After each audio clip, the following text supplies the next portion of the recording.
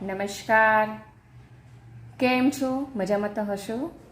તો વિદ્યાર્થી મિત્રો, તપોવન સાયન્સ એકેડેમીમાં આપનું હાર્દિકપૂર્વક સ્વાગત કરું છું.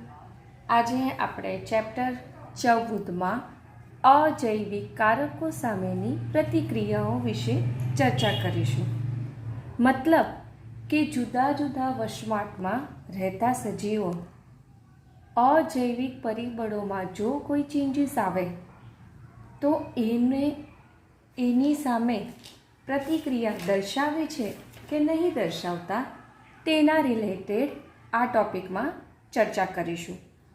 તો એ પહેલાં તમને કહી દઉં કે તમે જૈવ વિવિધતાવાળું જે ચેપ્ટર છે તેમાં વિદ્યાર્થી મિત્રો એક સેન્ટેન્સ એવું હતું કે ઉષ્ણકટિબંધવાળા વિસ્તારોમાં આબોહવા બહુ સારી અને અનુકૂળ હોય છે, એટલે કે ઓછા પ્રમાણમાં ઋતુકીય હોય છે, તેમજ એક વધુ સતત તાપમાન ધરાવે છે, એટલે કે એક જ પ્રકારનું એક જ સરખું તાપમાન ધરાવે છે અને આબોહવાકીય રીતે પણ સતત હોય છે અને આગાહીકીય હોય છે. આગાહીકીય એટલે કે એમ કહી શકાય કે હમણાં આટલું ટેમ્પરેચરમાં ચેન્જીસ આવી શકે છે.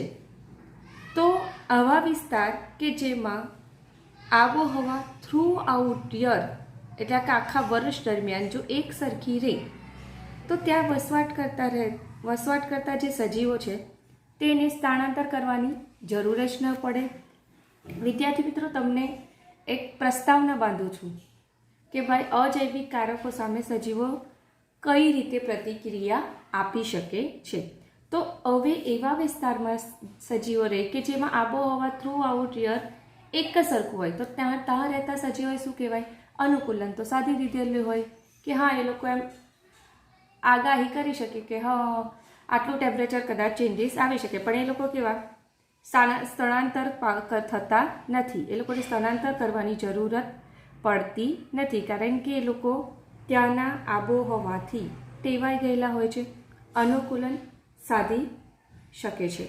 પરંતુ ઘણા સજીવો એવા છે કે ઘણા વિસ્તાર એવા છે કે જ્યાં ભૌતિક પરિબળ સતત બદલાયા કરે છે, એટલે કે સમય સાથે પર્યાવરણમાં પણ ફેરફાર આવતો રહે છે. જેમ કે આપણે વાત કરીએ તો ઠંડી પડે, ગરમી પડે, વરસાદ પડે. આપણા ગુજરાતની જ આપણે વાત કરીએ ને કે જેમાં 3 ઋતુ જોવા મળે છે, ઠંડી, ગરમી અને ચોમાસું. તો એ દરમિયાન તમે કહી શકો છો તાપમાનમાં ફેરફાર જોવા મળે છે. જેમ કે ઠંડુ હોય તો તાપમાન ઓછું હોય છે, ગરમી હોય તો તાપમાન વધારે પડતું જોવા મળે છે, ચોમાસા દરમિયાન મીડિયમ તાપમાન જોવા મળે છે. તો આવી જે વર્ષ દરમિયાન બદલાતી રહેતી આબોહવાકીય પરિસ્થિતિમાં ત્યાં રહેતા સજીવો જે છે તે શું કરે છે? અનુકૂલન સાધી લેશે, અને જો અનુકૂલન ન સાધે તો એ શું કરે? સ્થળાંતર પામે છે. મતલબ કે એટલા ટાઈમ ડ્યુરેશન માટે એ બીજી જગ્યાએ જતા રહે છે. જેમ કે તમે ગુજરાતમાં જોઈ શકો છો કેટલાક એવા પક્ષીઓ છે કે જે શિયાળા દરમિયાન જોવા મળે છે. જેમ શિયાળો પતે કે એ લોકો જ્યાં રહેતા હોય ત્યાં પાછા જતા રહે છે. હવે આપણે ભારતની વાત કરીએ ને તો ભારત આઈડિયલી સમશીતોષ્ણ કટિબંધમાં આવતો દેશ છે. સમશીતોષ્ણ કટિબંધમાં આવતો દેશ એટલે શું કહેવાય? કે જ્યાં આબોહવાકીય પરિસ્થિતિ જે છે તે કેવી આખા વર્ષ દરમિયાન એક સરખી રહેતી નથી. તમને કીધું તેમ 3 ઋતુ જોવા મળે અને 3 ઋતુમાં તાપમાનમાં ફેરફાર હોય છે. તો તમને કહી દઉં કે સમશીતોષ્ણ એટલે શું? સમશીતોષ્ણ એટલે સમ, શીત અને ઉષ્ણ, એટલે કે એક સમાન ઠંડી અને એક સમાન ગરમી પડે છે. તો આવી રીતે જે વિષમ આબોહવાકીયમાં રહેતા જે સજીવો છે તો એ પર્યાવરણ સાથે કેવી રીતે અનુકૂલિત થઈને રહેતા હશે તેના વિશે આ ટોપિકમાં ચર્ચા કરવાની છે. કેવી રીતે બદલાતી પરિસ્થિતિ સાથે જે તે સજીવો એડજસ્ટ કરતા હશે, અને જો એડજસ્ટ ન કરે ત્યાં બદલાતી પરિસ્થિતિ સાથે તો એ લોકો શું સ્થાનાંતર કરતા હશે, કે પછી ગ્રીષ્મ નિંદ્રામાં જતા હશે, શીત નિંદ્રામાં જતા હશે, કે પછી નિયમન કરતા હશે? એક્ઝેક્ટલી આ 4 પૈકી શું કરતા હશે તેના વિશે ચર્ચા કરશે. કારણ કે બધા જ સજીવો નિયમન કરે એ જરૂરી હોતું નથી. કેટલાક સજીવો એવું કરે કે ભાઈ બોડી ટેમ્પરેચર મેન્ટેન રાખે, ભલે વાતાવરણમાં કેટલું બી ચેન્જીસ આવે, જેમ કે આપણી બહુ ઠંડી પડે, ગરમી પડે કે વરસાદ પડે, આપણું બોડીની એવી કેપેબિલિટી છે કે એ 37 ડિગ્રી ટેમ્પરેચર મેન્ટેન રાખે. હવે કેટલાક સજીવો એવું છે કે અનુકૂલન સાધી લે, કેટલાક સજીવો સ્થળાંતર પામશે તો કેટલાક સજીવો મુલતવી રાખવાનું પસંદ કરે, એટલે કે સ્થગિત અવસ્થામાં જતા રહે છે. તો તમને થોડો આઈડિયા આવી જ ગયો હશે કે ભાઈ સજીવો બદલાતા જતા તાપમાનના જે ફેરફારો છે, અજૈવિક કારકો, અજૈવિક પરિસ્થિતિઓમાં જે ફેરફાર આવે છે, તો એની સામે નાનામાં નાના સૂક્ષ્મ જીવોથી લઈને મહાકાય પ્રાણીઓ એની સામે રિસ્પોન્સ કરે છે. પ્રતિક્રિયા, કે જેનું ઇંગ્લિશ શું થાય છે, રિસ્પોન્સ થાય છે. તો હવે આપણે લાઈન ટુ લાઈન સમજીએ આ ટોપિકને. એ વાસ્તવિકતાનો અનુભવ કર્યા પછી અનેક નૈસર્ગિક નિવાસસ્થાનોની અજૈવિક પરિસ્થિતિઓ ક્યારે ને ક્યારે સશક્ત રૂપથી ભારે પરિવર્તન પામી શકે છે. મતલબ કે કુદરતી નિવાસસ્થાનોમાં આ જે અજૈવિક પરિબળો છે, તો અજૈવિક પરિબળોમાં ક્યારેક ને ક્યારેક કોઈ કારણોસર એમાં ડ્રાસ્ટિક ચેન્જ આવી શકે છે. હવે એ રીતે પણ કહી શકીએ, ક્યાં તો પછી આપણે વાત કરીએ તો ઋતુ બદલાય તેમ તાપમાનમાં પણ ઘણો ફેરફાર જોવા મળે છે. તો આવી રીતે આપણે એવો પ્રશ્ન પૂછીએ કે આ પ્રકારના નિવાસસ્થાનોમાં રહેવાવાળા સજીવો કેવી રીતે તણાવપૂર્ણ પરિસ્થિતિનો સામનો કરે છે તથા એ પરિસ્થિતિઓમાં રહેવાની વ્યવસ્થા કરે છે. મતલબ કે આવી રીતે કુદરતી નિવાસસ્થાનોમાં જો અજૈવિક પરિબળમાં તાપમાન છે, પાણી છે, પ્રકાશ છે, કે જેમાં ચેન્જીસ આવી જાય, તો આવી તણાવપૂર્ણ જે સ્થિતિ છે, પર્યાવરણની પરિસ્થિતિ બદલાય તો એને શું કહેવાય, તણાવપૂર્ણ પરિસ્થિતિ કહેવામાં આવે છે. તો એવી તણાવપૂર્ણ પરિસ્થિતિમાં સજીવો શું કરે છે, એનો સામનો કરે છે કે પછી બીજે રહેવાની વ્યવસ્થા કરી લે છે, કે પછી અનુકૂલન સાધી લે છે, કે સ્થળાંતર કરે છે, કે પછી નિયમન કરે છે. એક્ઝેક્ટલી કરે શું છે? જો પર્યાવરણની પરિસ્થિતિ બદલાય તો સજીવો એની સામે શું કરશે, એનો સામનો કરવા શું કરે છે, ત્યાં ને ત્યાં જ રહે છે, સ્થળાંતર પામે છે. તો આ પ્રશ્નનો આપણે જવાબ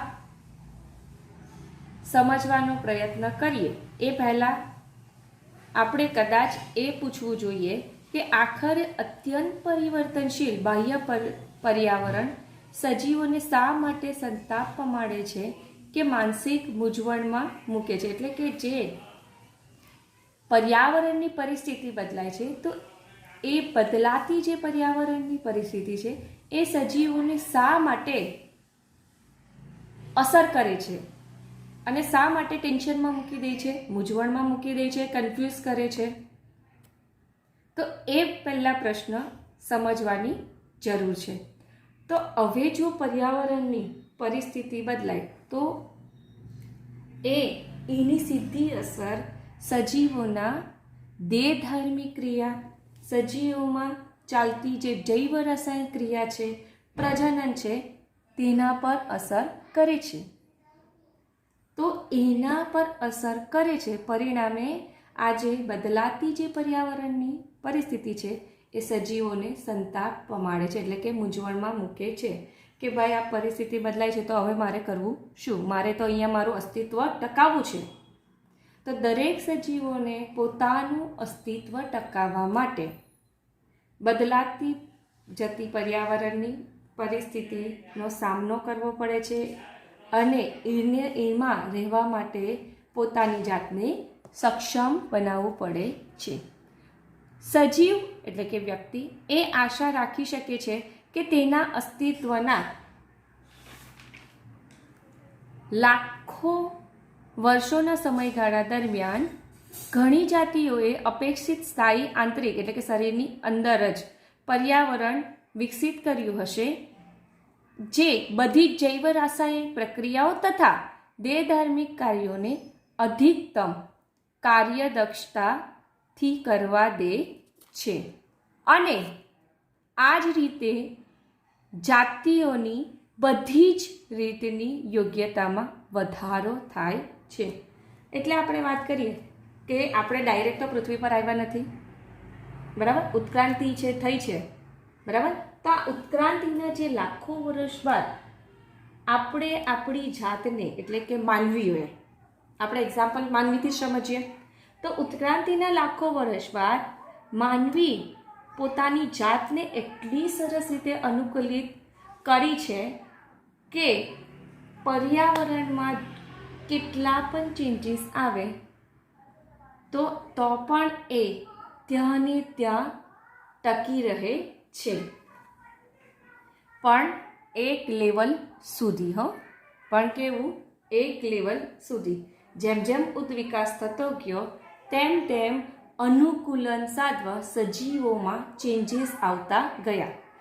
આ વિધાનનો કહેવાનો મતલબ એવો છે કે ઉદ્વિકાસ થયો, તે ઉદ્વિકાસના પરિણામે સજીવોમાં ચેન્જીસ આવતા ગયા, એણે પોતાની જાતને અનુકૂલિત કરતો ગયો. પણ આ જે અનુકૂલન છે એ સર્ટન લેવલ સુધી જ હોય છે. પણ સજીવોને આ અનુકૂલન સાધવાની જરૂરિયાત કેમ પડી? કેમ કે તાપમાનની સીધી અસર સજીવોના શરીરની અંદર ચાલતી જૈવ રાસાયણિક પ્રક્રિયાઓ છે અને દેહધાર્મિક કાર્યો પર થાય છે. તાપમાન જેટલું સારું એટલી સજીવોમાં ની જૈવ રાસાયણિક પ્રક્રિયાઓ અને દેહધાર્મિક જે કાર્યો છે એ સારું રીતે થાય છે. તો આવી રીતે જૈવ રાસાયણિક પ્રક્રિયા, દેહધાર્મિક ક્રિયાઓ ઘણી સારી રીતે કરે તો એવા જાતિના જે સજીવો છે તેની તંદુરસ્તીમાં, એની ફિટનેસમાં વધારો થાય છે.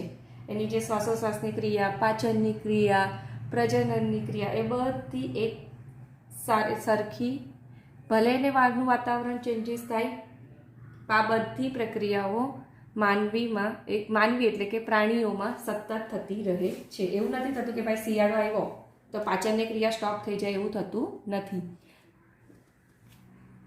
0 ડિગ્રી ટેમ્પરેચરે પણ માનવી પોતાની કાર્યદક્ષતા સારી રીતે જાળવી શકે છે અને 40 ડિગ્રી હોય, 10 ડિગ્રી હોય તો દરેક ડિગ્રીમાં ભલે, મતલબ તાપમાનમાં ભલે ચેન્જીસ થાય પણ સજીવો શું કરે છે?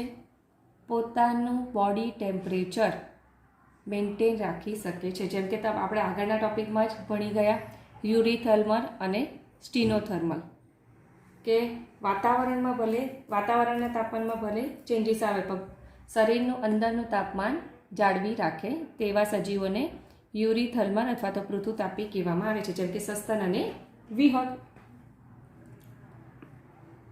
તો હવે આપણે ઉદાહરણ તરીકે લઈએ.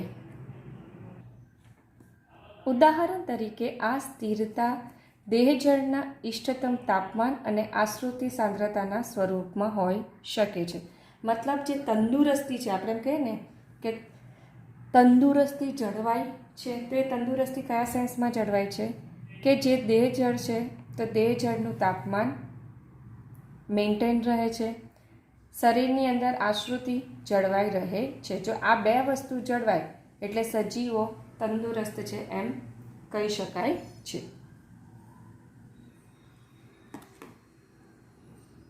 આદર્શ રીતે ત્યારે સજીવ તેના આંતરિક પર્યાવરણની સ્થિરતા એટલે કે સમસ્થિતિ કહેવાતી જે પ્રક્રિયા છે તે જાળવવા પ્રયત્ન કરશે. પછી ભલે એ વિવિધ બાહ્ય પર્યાવરણીય પરિસ્થિતિઓ તેમના સમસ્થાપનને અસ્વસ્થ બનાવવાનું વલણ ધરાવે તો આ મહત્વપૂર્ણ સંકલ્પનાને સુસ્પષ્ટ કરવા માટે આપણે સાકાર રૂપની ચર્ચાને ધ્યાનમાં લઈએ છીએ. માની લો કે કોઈ વ્યક્તિ જ્યારે તેના પરિસરનું તાપમાન 25 ડિગ્રી સેન્ટીગ્રેડ હોય ત્યારે તે સર્વશ્રેષ્ઠ કાર્ય રજૂ કરવા સક્ષમ હોય છે, અને જ્યારે બહાર દજાડી નાખતી ગરમી કે થીજવી નાખતી ઠંડી હોય ત્યારે પણ તેની સમસ્થિતિને સર્વોત્તમ રીતે જાળવી કે ટકાવી રાખવાની ઈચ્છા રાખે છે. હવે આપણે વાત કરીએ આ વિધાનને તમે સમજવાની ટ્રાય કરો તો કહેવાનો મતલબ એવો છે કે સજીવ જે છે તે પોતાના શરીરનું અંદરનું જે તાપમાન છે તે સ્થિર જાળવી રાખવાનો પ્રયત્ન કરે. પછી બહાર ભલે કેટલી પણ ગરમી પડે, કેટલો પણ વરસાદ પડે કે કેટલી પણ -ડિગ્રી પણ ઠંડી કેમ ન પડે, પણ પોતાનું જે બોડી ટેમ્પરેચર 37 ડિગ્રી છે સેન્ટીગ્રેડ છે તો એ મેન્ટેન કરવાની ટ્રાય કરે છે. પછી ભલેને પર્યાવરણ એ સમસ્થિતિને અસ્વસ્થ બનાવવાની ભલેને ટ્રાય કરે, પરંતુ એક સર્ટન લેવલ સુધી પ્રાણીઓ એની સામે ટકી રહે છે. હવે આપણે એને એક્ઝામ્પલ દ્વારા સમજીએ તો કોઈ પણ વ્યક્તિ બહારનું ટેમ્પરેચર એટલે કે પર્યાવરણનું ટેમ્પરેચર જો 25 ડિગ્રી સેન્ટીગ્રેડ હોય તો એ બેસ્ટમાં બેસ્ટ કાર્ય કરી શકે છે.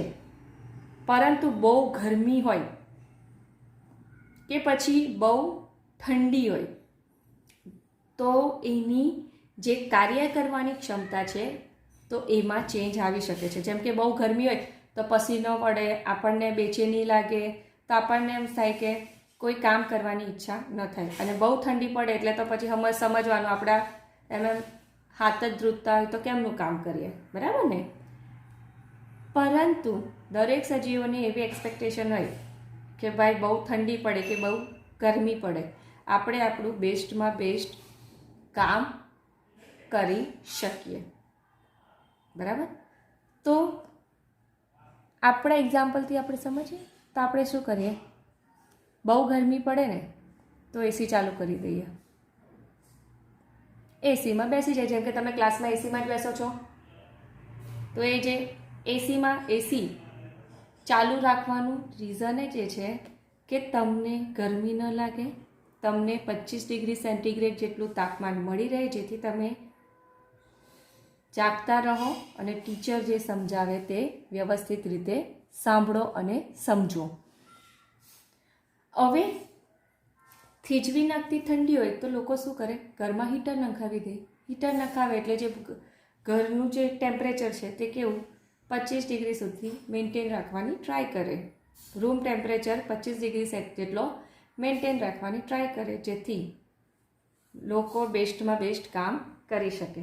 હવે તમને બીજું એક એક્ઝામ્પલ આપું તો મોલ્સ છે, બેંક કે જેમાં એસી રાખવામાં આવે તો એનું લોટને એ એસીનું ટેમ્પરેચર 25 ડિગ્રી કેમ રાખવામાં આવે કે ત્યાં જે કામ કરતા કર્મચારી છે તે લોકો આખો દિવસ કામ કરે, તો ગરમી હોય તો શું થાય, એટલું કામ કરવાની ઈચ્છા ન થાય.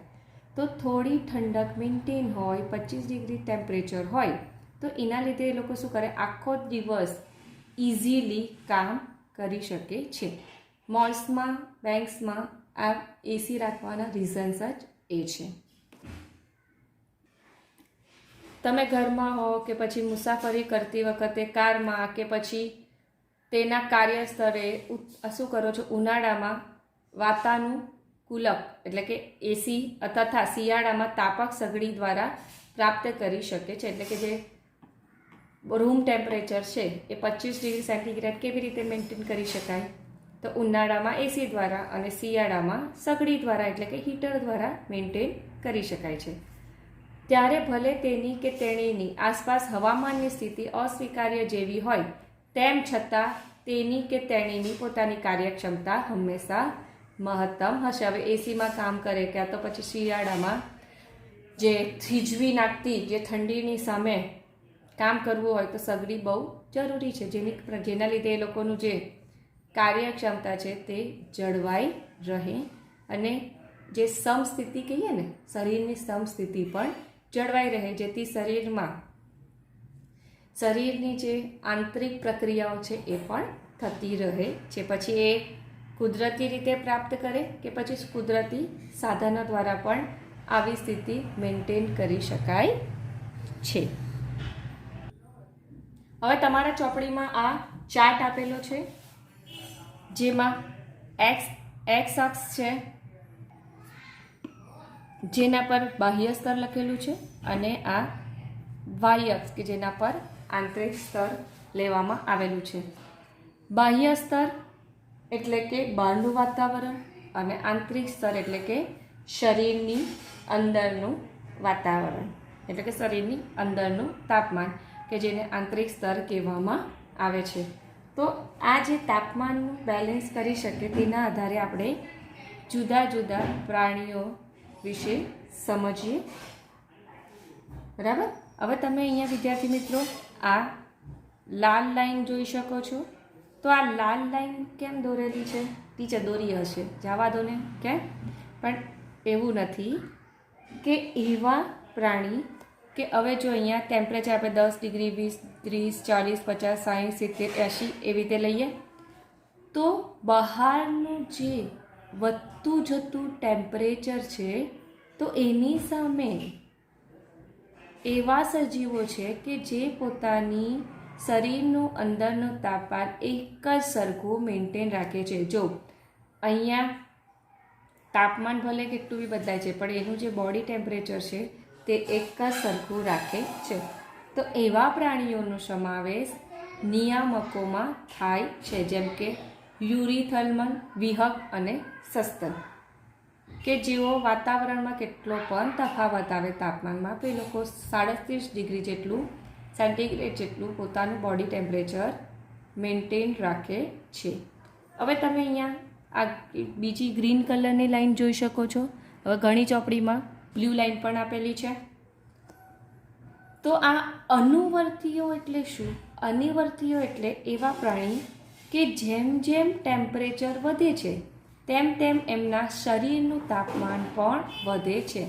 જો બહારનું વાતાવરણ 10 ડિગ્રી થાય તો એમના શરીરનું તાપમાન પણ 10 ડિગ્રી થઈ જાય. બહારનું તાપમાન 20 ડિગ્રી થાય તો એમના બોડી ટેમ્પરેચર પણ 20 ડિગ્રી થશે. એટલે કે એમનું જેમ જેમ બાહ્ય વાતાવરણ બદલાય તેમ તેમ એમનું શરીરનું આંતરિક સ્તર પણ બદલાય છે. તો એને અનુવર્તી કહેવામાં આવે છે, જેમ કે અસમતાપી પ્રાણીઓ. હવે આપણે વાત કરીએ આંશિક નિયામકો.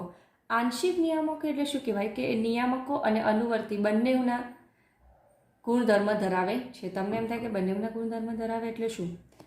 કે એક સર્ટન લેવલ સુધી શું થાય કે બહારનું ટેમ્પરેચર જેમ વધે છે તેમ એમના બોડીનું એટલે કે શરીરનું આંતરિક સ્તર વધે છે. પણ એક ટાઈમ એવો આવશે કે પછી બહારનું વાતાવરણ મતલબ કે બહારના તાપમાનમાં ભલે ને કેટલો પણ વધારો થાય પણ એમનું જે શરીરની અંદરનું તાપમાન છે એ સ્થિર થઈ જાય છે. પહેલાં શું થશે? વાતાવરણ વધે તેમ એમના શરીરનું અંદરનું તાપમાન વધે, પછી એક ટાઈમ એવો આવશે કે સ્થિર થઈ જાય, કે જેને આંશિક નિયામકો કહેવામાં આવે છે. તો વિદ્યાર્થી મિત્રો, આપણે અહીંયા અડધો ટોપિક પૂરો થાય છે. હવે આપણે આપણા નેક્સ્ટ લેક્ચરમાં જોઈશું કે ભાઈ કઈ રીતે અજૈવિક જે પરિબળો પ્રત્યે જુદા જુદા સજીવો વિવિધ રીતે પ્રતિક્રિયાઓ દર્શાવે છે. મતલબ કે નિયમન કરવું, અનુકૂળ થવું, સ્થળાંતર કરવું કે મુલતવી રાખવું, આ જે 4 ટોપિક આપેલા છે આ અજૈવિક કારકો સામેની પ્રતિક્રિયામાં તેના વિશે ચર્ચા કરીશું.